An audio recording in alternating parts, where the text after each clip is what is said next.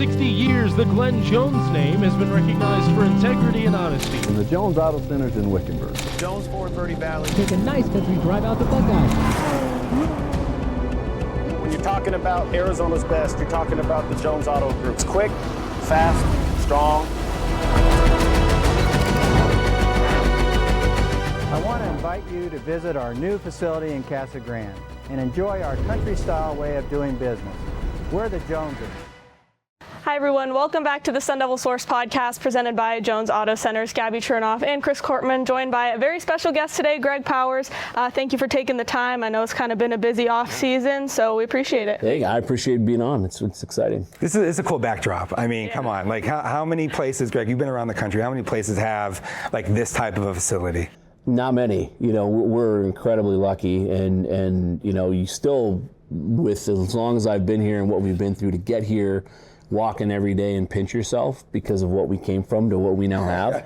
Yeah, we're incredibly fortunate to have this place. Yeah. Well, impressive journey for sure with everything that it did take to get here. We're going to get to all of that. We're going to get to last season and the upcoming season, what that's going to look like. But we kind of want to know more about you and your origins and coming into hockey and ASU. You're from Indianapolis, not a huge hockey place when you think about it.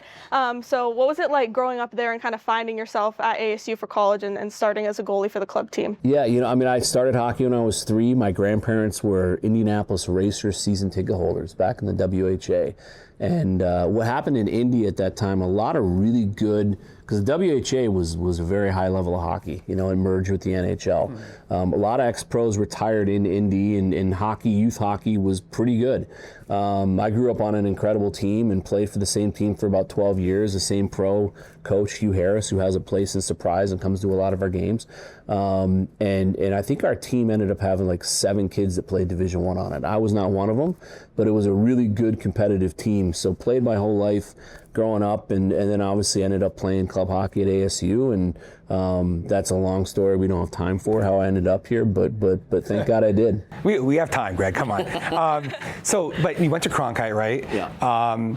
What did you want to do, and then what were the years like for you after college, but before you became an assistant coach at ASU? Yeah, you know, I always wanted to do something like you guys are doing right now. Yeah, I wanted to get into sports broadcasting, and that's why, you know, I was the sports director of my high school radio station, and did play-by-play for football and basketball when I could and didn't conflict with my hockey schedule. And then chose ASU for obviously the club program. Chose ASU because of the Walter Cronkite School of Journalism. Got my degree here from that, and then realized I had a face for radio, and I wanted to make some money. So I went into sales and started a career in corporate America, selling pharmaceuticals. I worked for DHL, selling transportation, and then in 2007, I started, when our daughter was born, I started my own executive search firm.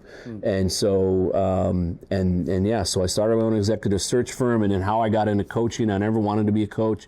The club coach at the time, Jeremy Goltz, he just started, he shot me a text, and Goltz was actually the assistant coach at U of A when I played at ASU. So I knew him a little bit through that, and he texted me saying, hey, this is like when texting just started pretty much. Yeah, we're not that young. She got an advantage over us with that. Hey, did you hear who ASU hired as a new coach? And I said, no, I didn't even know they did. And I followed the club team and kept track of it, obviously. And then he said they hired me, and I was like, "What the hell did they hire a U of A guy for?" Okay. Right? And so he's like, "That's why I want to meet." So did that piss you off? It did, yeah. I was actually pretty pissed off about it. Yeah. And I always liked Goltzy, and Goltzy and I are still really good buddies today. But we met for a beer, and he's like, "Hey, I want to bring you back in and make you my assistant coach." And I'm not going to work for a U of A guy. Yeah, right, exactly. And so I did it. My wife is the one that talked me into doing it. I just started my business, and so I did it as a volunteer for 2 years, fell in love with it, helped Goltzy build it up for 2 years. He had to go back and run his youth hockey organization. He didn't have time to do both. And then the players at the time talked me into being a head coach. And I had no idea what I was doing, and some people today probably still think I don't know what I'm doing. But so I took a leap of faith. I did it. It really is a volunteer the entire time. The program really took off, and here we are. Mm-hmm. Did you ever think when you became the head coach, were there any aspirations to take it like this? Like, were you just kind of going with the flow and opportunities? People assumed that there was this blueprint of how did you become a Division I program? Like, and I put together some blueprint, and there was not one. it was be the best ACHA program in the country. I always knew Arizona State could be a powerhouse ACHA program. And so, I was a really good recruiter. It's what I did for a living, and built a really successful company doing it. Recruiting college athletes it's the exact same, right? You're looking for the best fits, and you have to really be able to read people and evaluate people. And so that's how we built the club program. We were like 169-24 in my 5 years. Went to 3 Final Fours, won a national championship. And so when people ask now what's the blueprint, it's just focus on what's in front of you, right? Be the very best at the level that you're at, and hope that it's enough to elevate to the next level. And that's what we did. We caught the attention of the right people. We had the exact right AD at the time, and Ray, that wanted to make it work and wanted it to happen. And there was a lot of luck, but a lot of hard work, and a lot of just things that fell into place to make this happen. So Justin Emerson, who I think was a student still at the time, had engaged with Ray Anderson, like almost on ASU hockey's behalf, like advocating for why this should be a good Division I spot. What was that like? What was that process like, and how did that unfold? We worked really hard. One of the first things I did was like get with the state press at the time and be like, we need a beat reporter, like cover us. We're not just typical club sport. We're really good, blah, blah, blah. So we got one, and it was Justin, and he did a great job covering us. We built a great relationship. When we won the national championship that summer, I'll never forget, I was at Carlsbad Tavern on Hayden eating lunch, which is down the street from my office. Good spot, by the way. Great spot. Yeah. Best filet mignon tacos you'll ever have.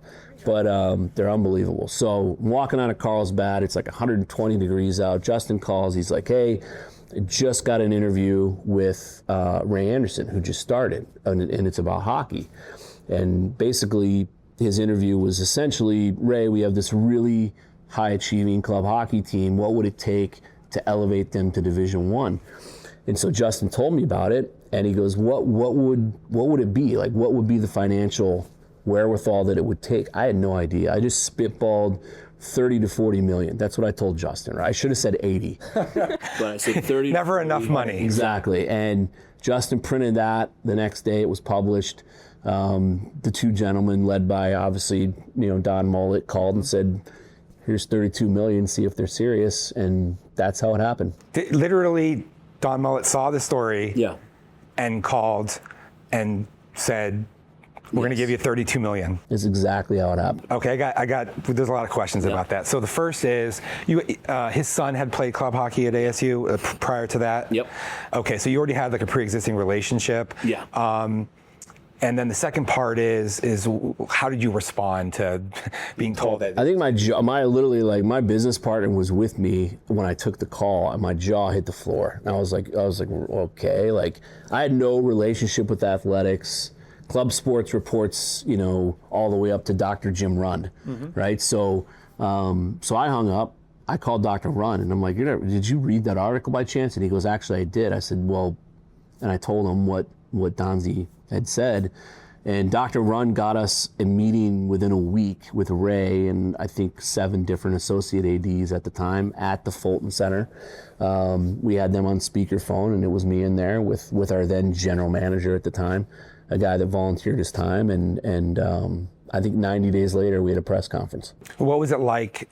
What were the steps from there to like playing your first Division I games? Yeah, it was a whirlwind. I think, and then there was so much to get done, but one of the requirements from the donors was this has to happen now, right? And we didn't have any of our house in order. So, was I going to be the coach? They decided that I could be and I would be to ramp this up. Where were we going to play? who was I going to hire? There was so much that needed to be done. I think that with how quickly that we had to do it, I think that kind of my entrepreneurial spirit was the perfect fit and helped. But I mean, I was working on for Starbucks for I think 2 months, and they didn't let me hire a coach until December. So it was ramping up, and I was still coaching the club team. I was transitioning out of my company and sold that to my business partner. It was crazy, and then we figured everything out as we kind of went and got our house in order as quickly as we could, and we were playing in our first Division I game in Anchorage, Alaska, about 10 months later. What was it like? I mean, I'm sure I read Craig Morgan's story he did on you like 7 years back when they say, okay, you're the club coach, we're gonna bring you on to the D1 level. What was it like kind of getting the backlash of like, this guy's never coached at this level and kind of trying to prove people wrong, and then kind of trying to build relationships with some high profile like NHL faces like Shane Doan and Mario Lemieux's son played for you as well. So what was it like kind of trying to navigate the backlash and build yourself up in that regard? Yeah, I was prepared for it, and you're always going to get that no matter how much success you have. I think wherever you go, and you're going to get people that don't believe in you. But what I realized very quickly was I had a lot of people that did, right? And so from that point forward, moving forward for as long as however I decide to do this, I'll always focus more on the people that do believe in me and that do believe in our plan and our program than the people that don't. Because it's a much, much more powerful motivational tool to prove them right than to try to prove everybody wrong. I'll always have a chip on my shoulder and always want to prove those people wrong, but that isn't what motivates me and drives me. And I made that decision really early in building this program that there's so many people that still do believe in me and believe in what this program is going to quickly and already has quickly become. And that's what I focused on, and it was hard. It was really hard to do because when you have so many people saying they're going to fail, they play in a 700 seat rink, they hire their club coach, they're independent, they don't know what they're doing.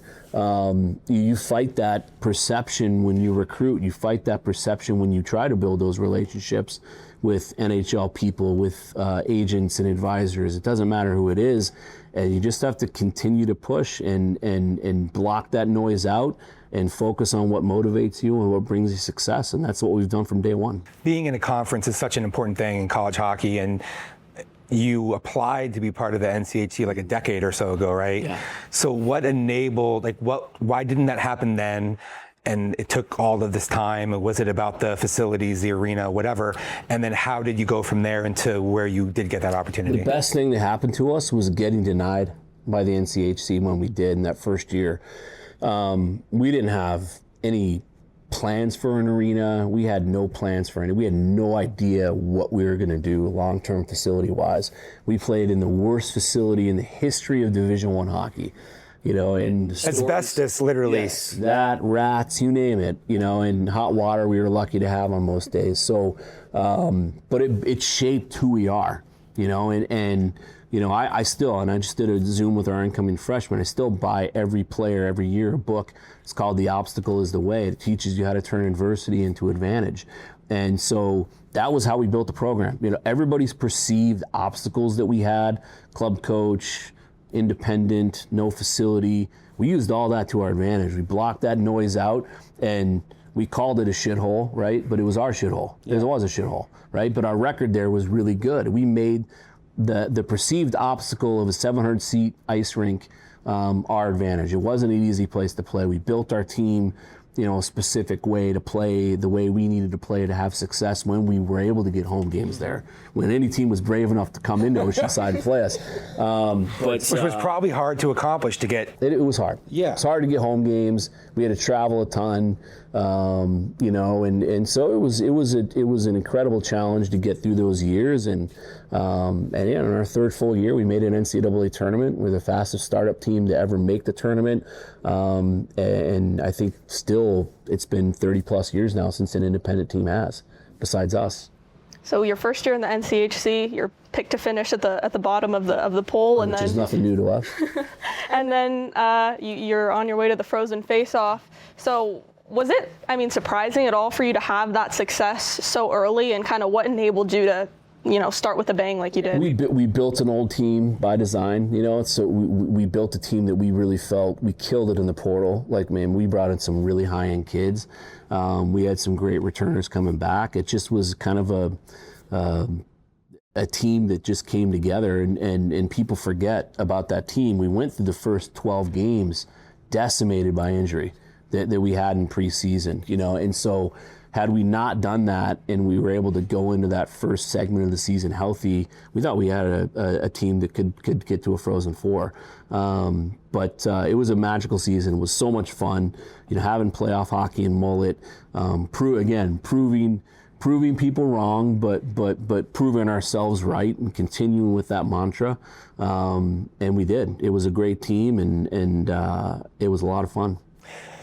So you lost a lot of that roster. Yep. And then, walk us through the decision-making process about how you built this last season's roster and how you feel about that in retrospect. Yeah, I mean, look, we made mistakes, and that's on me. We were way too young. We had way too many freshmen. We went from really old to the youngest team that we've ever had. And it wasn't a lack of talent. It was just not the right mix of kids. And for whatever reason, we as a staff and me as a head coach just couldn't seem to get what we needed to get out of last year's team. We had some really good players with Cruz and Shim and Jack Beck, who got hurt, obviously Potsy, who's moved on, but we just couldn't quite get kids to buy into roles. We had a portion of the team that just wanted more at every stage than what they were getting, and if you don't have a complete buy-in from top to bottom, you're not going to win. You're not going to win, and again, that's on nobody but me. And so, we made some mistakes. I think learning what translates from the CHL and what doesn't. We went from 18 scholarships to 26, and when you're at 18, you build your teams and your rosters to have those soldiers at the bottom of the lineup that aren't necessarily just happy to be there, but they know that they're probably not going to play a lot, right? They know they're going to be in the stands for most games. They're in a suit and tie, but when you go to 26, you're bringing in kids that are full scholarship players that could have gone to a lot of places, and the world ends. They've never been scratched in their life. So that was a really interesting dynamic that we fought, and learned how to manage the hard way last year. For over 60 years, the Glenn Jones name has been recognized for integrity and honesty. And the Jones Auto Center's in Wickenburg. Jones Ford Verde Valley. Take a nice victory drive out the Buckeyes. When you're talking about Arizona's best, you're talking about the Jones Auto Group. It's quick, fast, strong. I want to invite you to visit our new facility in Casa Grande and enjoy our country-style way of doing business. We're the Joneses. You mentioned the blue-collar identity that defined you guys coming over from Oceanside. Now you're playing in this place, and you have a largely rebuilt roster. Is it tough to continue that the culture that you want when you're bringing in a bunch of new guys who aren't familiar with it? Do you need to have the right types of leaders to be able to sustain the identity that you want to have? That was what we lost. We lost that last year, right? And we never established the identity that makes me successful as a coach, that makes our program successful, and that is hard, heavy, physical, relentless hockey. And we just never hit the identity. We never found it. We never did. So the retool that we've gone through over the last 2 months, the 10 kids we brought in under the portal, they have been explicitly told what their role is going to be. They accepted what their role is going to be. It was laid out in black and white, and it couldn't be any more clear. And they're so excited to come here and play what role we brought them into play. And our freshman class is unbelievably high end. It's incredibly talented. I just got off a Zoom with the 7 freshmen, and really excited for them to come in here in July. And so it's a lot of new faces. I think 17 total, I believe the final number fell on. But in today's landscape, you can flip it on its head overnight. I mean, Western Michigan won a national championship 2 years ago with 17 new players. So we have an unbelievable leadership group. We have great kids like Jack Beck and Kyle Smolin and Logan Morrell and other guys coming in that have been leaders at other programs. But if you look at the common theme of all the kids that we're bringing in, they're all winners. They've all won. They want to win. They want to come here to win. And that's the recipe you have to find in college hockey is you want kids to move on. You want to get kids to the National Hockey League and be able to watch, your alum like Josh Doan in the NHL playoffs, plays again tonight. That's always a huge priority. But you got to put winning first, right? A rising tide lifts all boats. And when you win and you're successful, you're going to have that success at the highest level. How much did that bother you, just going through that this last season? It was hard. It was the hardest season. Through this build of the program, it's always been a build, right? And then the highest we've ever been ranked preseason was last year. So you think you've arrived, you think you've done all these things. We won 24 games, which is hard to do in college hockey. Our last season as an independent, we parlay that into a second place finish in the NCHC in our first year, and then it's just boom. And again, the amount of things that I learned last year that I'll be better from, and as a coach and a leader of this program, again, we don't have enough time to even go through today. But but we are going to be so much better for what we went through last year, and people that stick with us and that show up this year, I think you're going to see that. I'm not going to make any predictions. I'm not going to be bold. I'm not going to talk about what we're going to do and what we can be. We're just going to keep our head down. We're going to work our asses off, and we're going to continue to build this thing. So you talk about the large amount of roster turnover. You have these 10 portal guys coming in. You said last year that portal wasn't very good. I guess 2 cycles ago. It was dry. Yeah, it was weird. It was a weird year going into last year in the portal. There just wasn't a ton in it. Not necessarily by numbers, but just by kids that we really wanted to bring in. And 2 years ago, we crushed it and just loved what we brought in. This year we feel very, very, very similar the way we did 2 years ago. And last year it just didn't go our way and didn't have the kind of kids in it we thought we needed. We probably were wrong. And again, we made some recruiting mistakes and learning. And you look at some of the great programs, Minnesota, BC, BU, that all went through this change in the landscape, didn't make the tournament last year, had down years. It's going to happen. You're going to make mistakes, but the one thing you can do in this landscape is correct your mistakes very quickly. I know that you felt like you needed to get bigger and stronger on the defensive side, and you accomplished that clearly via the portal. How important is that, especially in the NCHC and the type of opponents that you're going up against? It's such a physical, hard, fast league, and there's no nights off. You hear us talk about it all the time. We were just way too light, way too young, not nearly physical enough. I hate to say the word soft, but that's what we were. Yeah. And it became contagious. It was a team that just didn't attack adversity. I thought the first weekend against Penn State, we definitely deserved to win game 2, and we easily could have won game 1. We had the lead going into both third periods, and it was just a group that never recovered from that weekend. They never recovered, and we did everything we could to get them to recover and to turn things around. We felt like we had it maybe turned, when we split at North Dakota, we come home, we split with Denver, we sweep Ohio State, we go split at Duluth, we go split at Dartmouth. These are all big-time teams, right? Yeah. Come home, win the Desert Classic, get over 500, and then we just couldn't stay healthy. Couldn't attack adversity, and then the last 10 games went the way they went, and the season was a season. And so we learned a lot. But this group is a group that, from day one, and we've already started talking about it as a group, will be one that embraces adversity, that attacks adversity. Yeah, who are some of the key guys on that defensive side that are new, that you have some high expectations for? Well, it's essentially an entirely new decor, minus Richie Barron and Lincoln Keene, and both of those guys took huge strides in their games and were guys we really wanted back, and we're thrilled that they did come back. Keener, we think, could go as high as the second or third round in this year's draft. In the last month, he had it really excites us about his future. People forget he was the youngest kid in college hockey. He was 17 most of the season. He was younger than even Potsy was when he came in. And then Richie took huge strides as he went throughout the way. But getting big and mean and hard to play against, it's just what we need to be, and it's where we've had the most success. If we take some penalties and take some skin along the way, fine, we kill them off, right? And last year's team, we just couldn't get guys to play that way. But Matthew Mayich from Clarkson is we've had kids come in, like Cade Littler came in on his official visit from North Dakota. They went to Clarkson this year. And he was like, that kid is the toughest, meanest kid I played against all year. We hated playing against him. Like, he is so hard to play against. Nordberg, big second rounder, 6'5" kid out of Merrimack. Again, big, physical, tough, mean, really hard to play against. Hunter Haiti is a kid that was at Michigan, big 6'6" kid, played a ton his freshman year. Last year, Michigan had a magical year.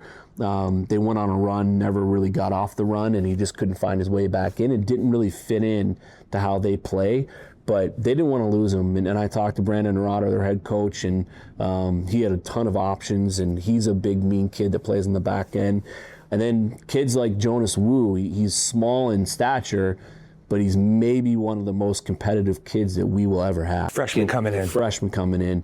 He had 90 points in the Western Hockey League. He's going to remind a lot of people with how he plays and how he pushes the pace from the back end and generates, of a kid that probably, in my opinion, was the best player while he was here that we've ever had in Brinson Pashnuk. Okay. So our D-core is we're as excited about it as we've ever been.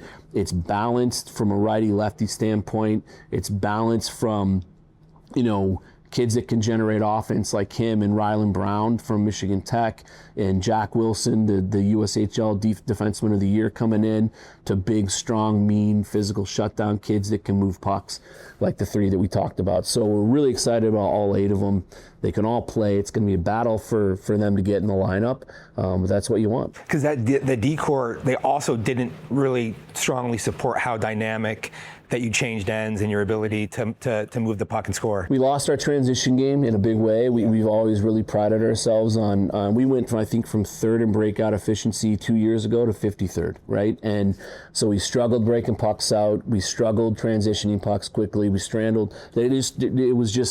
It was a D-core that really struggled to find, like our team did, an identity. There was a lot of tweeners, a lot of kids that didn't take enough pride in keeping the puck out of our net, but didn't have the ability to drive offense from the back, right? So bad combination. It was a bad combo.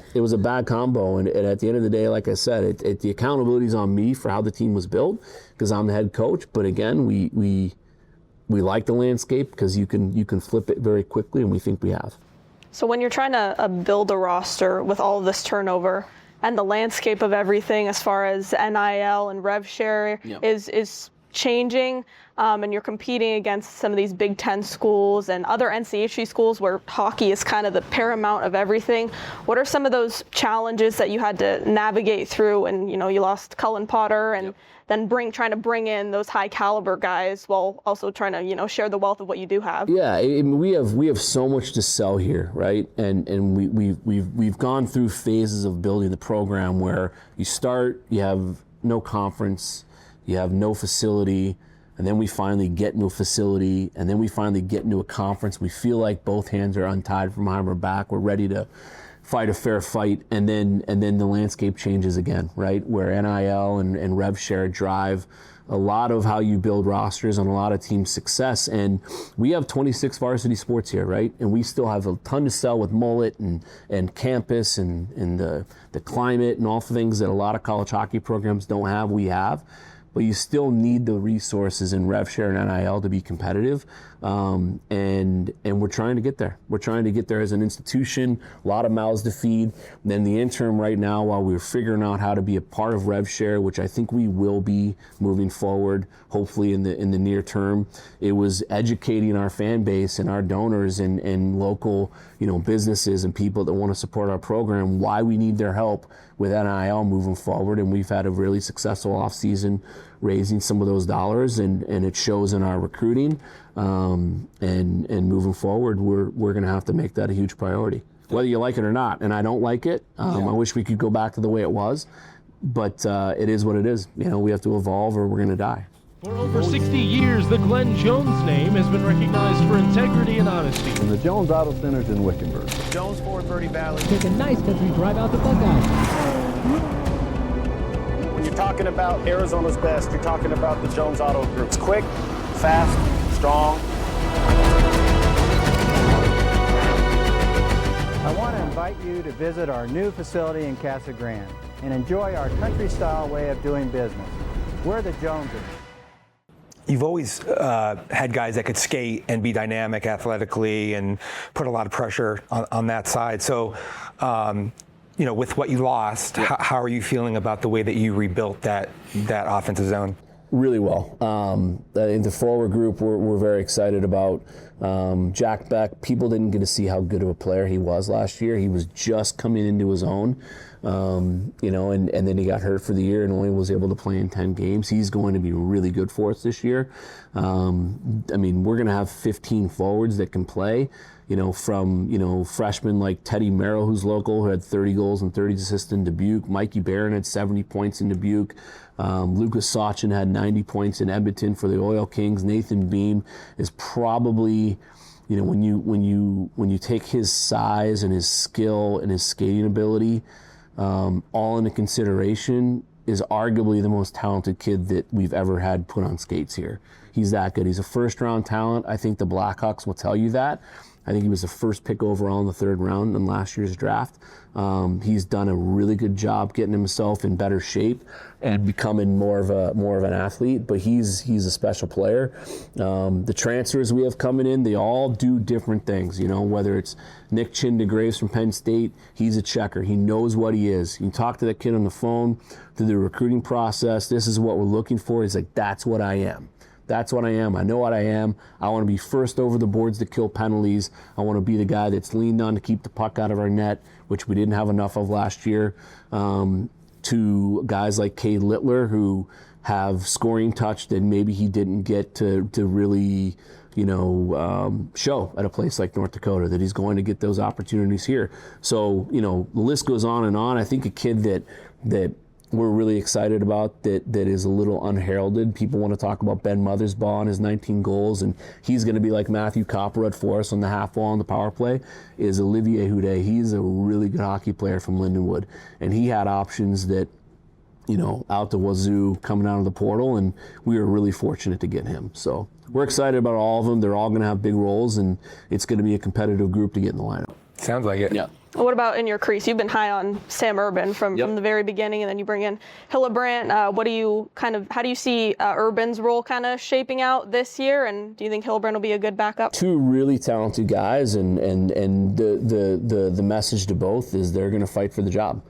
Sam is a really good goalie. He was on 2 U.S. World Junior teams, and then he went to Ohio State and obviously played in 15 games as a freshman, and it's about the same amount as Herbs, so they both have a pretty good experience behind them. Herbs is also a World Junior goalie on 2 Slovakian World Junior teams. Herbs, I think people could see the talent that he has, the athleticism that he plays with, and we think we're set in net, and the best guy will win the job. You mentioned a few of your freshmen and you just talked to those guys before we met. So who are the 7, and what would you say are like the hallmarks of this group maybe? Talent and balance. I think on the back, the 2 freshmen, D and Jonas Wu and Jack Wilson. You have the most prolific offensive defenseman in the Western Hockey League that did things that really have never been done, and at least not in a long time in that league. And then Jack Wilson, who was a USHL Defenseman of the Year. You look at the list of USHL Defenseman of the Year for the last 15, 20 years, they're all at the very least very elite college hockey players. So kids that can generate from the back end, which we didn't have last year. And then obviously you throw in Rylan Brown, you're excited about. But up front, the freshman class, the 5 kids, Lucas Sachin, 90-point kid out of Edmonton in the Western League, Nathan Beam, who we talked about, Teddy Merrill, Michael Barron, and then Landon Hafley is the kid that I think a lot of people are forgetting, who's a projected 2nd, 3rd round pick in this year's NHL draft. And he's another kid that knows what he is. He's willing and able to play any role you need him to, but he skates as well as anybody we've had like a Potter type. You know, he's that good of a skater. So you need to get the culture where you want it to be. You think this group is going to be able to do that. They have to mesh and gel and execute, right? But it seems like the talent level you feel like has continued to notch forward. I think so. I think it's a really talented group, and last year's team was talented, but again, if you have a talented group that's not bought into an identity, a collective identity, and bought into roles, it doesn't matter how talented you are, especially in our league. So a big piece of recruiting this team was making sure that every kid that comes in knows what their projected role is. And that was a big thing about when we met with last year's team in exit meetings, there were, I would hand them a sheet of paper, and and this is the gamble you take.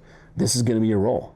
This is going to be your role. And if there's a lot of things that people can say about me, the one thing that kids will say is I'm brutally honest. And so like if they see fourth line or third line or no power play time, then right in the portal, right? Yep. So a lot of that happened, and I'm glad it did, because you can't win with kids that aren't going to be bought into a role. That makes sense. And then you have a coaching change on staff. Yep. So Dana Borges exiting the program. Can you just talk about kind of his departure and then who you're bringing in to replace that role? Dana was awesome. He did a great job for us. A lot of his handprints are on this freshman class. He did a really good job helping recruit it. And he's a good hockey guy. But Dana's a family guy. He's from Boston. He would love to get back out east. He wanted to give himself the flexibility to really focus on getting himself back east near his family and kind of launching his career from what he did here and at Colgate back out east. And we wish him all the best and thank him for his time. He had a good 3 years here. We are hiring a gentleman by the name of Jimmy Mullen, who's the associate head coach in Fargo. Jimmy was with the national team, the national development program, for 2 years, worked with guys like Cruz Lucius when he was there. So he has experience working and doing skill work and on the ice work with elite players.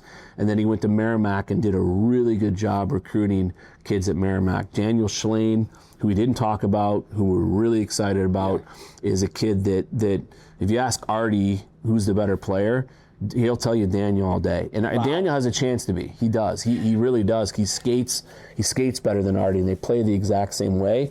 He was just, on a Duluth team that plays the Plant brothers, too much for all of us to enjoy playing Duluth, because those kids are that good. So we're really excited about Daniel, but how did I even bring him up? I lost track of my mindset here. Borges brought him in. Oh yeah, well he didn't bring him in, but yeah. So through the transition. Yeah, through the transition. Yeah, like it's just how it works. So, but Jimmy Mullen, I brought him up. Jimmy Mullen recruited Daniel Schlane to Merrimack, and Merrimack was one of his finalists, and he ended up going to Duluth. And then Landon Halfley, when we recruited Landon Halfley, one of his finalists was Merrimack. So those are two kids that when they found out that we hired Jimmy, couldn't have been more excited. And they were primarily going to go to a school like Merrimack because Jimmy did such a good job recruiting them. So he's a connector, he's a relationship builder. He's going to be that younger kind of presence on our staff. I'm 49. Hicksey's 56, Corbs is 55, so Jimmy's 34. It balances our staff, it brings good energy. The players are going to love him. He'll be a good connector and a great recruiter for us. So through the summer, and then when you really start pouring into your team, once classes are back and everything, how do you make sure that you're establishing and finding those identity things that you need to rely upon to get you back to where you want to be? Yeah, I mean, that's all we've been doing. It's just building relationships with every player coming in, and checking in with them nonstop. And you just can't assume that it's going to happen by osmosis, And I actually did a presentation for USA Hockey during the Frozen Four in Las Vegas. And the title of it was Culture, How It's Not Transferable by Osmosis. You can't just think it's going to transfer from team to team because you've done it 2 years in a row. You have to beat it like a dead horse, and that's what we're doing. And these kids are all coming here because they want to be a part of what that mantra is, which is be the tradition, which is set standards, which is do things here that still haven't been done. There's not a kid that will be in our locker room that puts on that jersey next year that isn't excited about that mantra. It's getting the kids that understand, come here, do what you need to do here, help us win, and you'll get what you want out of that. And Joey DeCourt, I have a video of when he came and spoke to our guys when he played for the Kraken when they played at Mullet against the Coyotes, and he came and he spoke to our guys, and I show it to recruits, I just showed it to the freshmen, and basically the theme of it is a rising tide lifts all boats. And so his freshman year we were brand new. Half the team was bought in, half the team wasn't. He even thought, oh, I'm an NHL draft pick. I'm just here to buy my time and get to the NHL. Then his sophomore year, more guys bought in, more freshmen bought in, more guys cared about winning. We did better. Then his junior year, everybody was bought in. Everybody was on the same page. A rising tide lifts all boats. And that was the team that made the NCAA tournament and had a magical year because of how connected the group was. So it's getting back to all that, and again, just beating it like a dead horse and making sure that last year never happens again. Well, you talked about Daniel Shane, and I'm curious how all these brothers are kind of coming into your program of past players. What are your relationships like with those past players, and how are they kind of getting their brothers in here as well? I think that's how it got done. You know, I mean, I have such a good relationship with Artie. You know, he was here for a year, but and a lot of the kids that play here, I mean, you can ask Cruz or Shim or anybody. You know, Josh Doan I talk to once a week, and I'm thinking about going out to Montreal to Game 6 to watch him play this Saturday. But it was a relationship with Artie. He had a magical year. He was a second-team All-American. He loves what we're all about. He was all into our culture. I think any kid will tell you that the captain on that team was him. You know, and I think if he didn't get hurt in preseason, he would have probably had that letter. He just drove the culture, you know, and he loved what the culture was all about. You know, guys like Ryan Kerwin, you know, so kids I talked to nonstop, you know, as they're going through their pro career, and already had an unbelievable year in the American League and transitioned from what he did here, and it translated to a really high level of pro hockey, and I think that you're going to see him in the NHL sooner than later. And so, you know, Daniel wanted to make a move, and we weren't even really in on Daniel when in the original phase, because he was pretty far along with Duluth, and we got in on him right away, and already helped facilitate when you get in the portal of us getting him, and he trusts the situation here, he trusts how I do things and what I say, and because they're really close, they're as close as it gets as brothers. So to have a Schlane back in our program for 3 more years, we're really excited about. We don't want to annoy anyone. I'm sure that you've been trying to identify people who you believe can be leaders. And then you have some returning guys that you anticipate stepping up into that role. So how do you feel about that? Because that ultimately is going to determine whether or not you guys have that competitive DNA that you want on a game-to-game basis. I think last year we named Smoley and Shim captains earlier after the season. You know, Smoley's back. He's going to wear a letter. He deserves it. He's earned it. He's a program guy. He bleeds maroon and gold. But outside of that, we haven't named anybody, and we're not going to. You know, we're not opposed to a new player wearing a letter. One of the best captains we've ever had here is Tyler Gratton, who transferred from Penn State and was here for 1 year. So we're going to see how guys interact and who steps up and who becomes that natural leader in the room, who can control the room, who can push the culture, hold guys accountable out of the moment, most importantly out of the moment. And we're in no rush to name that leadership group, and I don't think we need to, especially with so many new guys coming in. All right, well, thank you for taking the time. It was certainly very interesting to learn about kind of your origin story and how you got to ASU, and I know I'm excited for October. So are we. Everything after March is kind of just me waiting to get back in here. So we appreciate the time, and thank you for watching. This has been the Sun Devil Source podcast presented by Jones Auto Centers.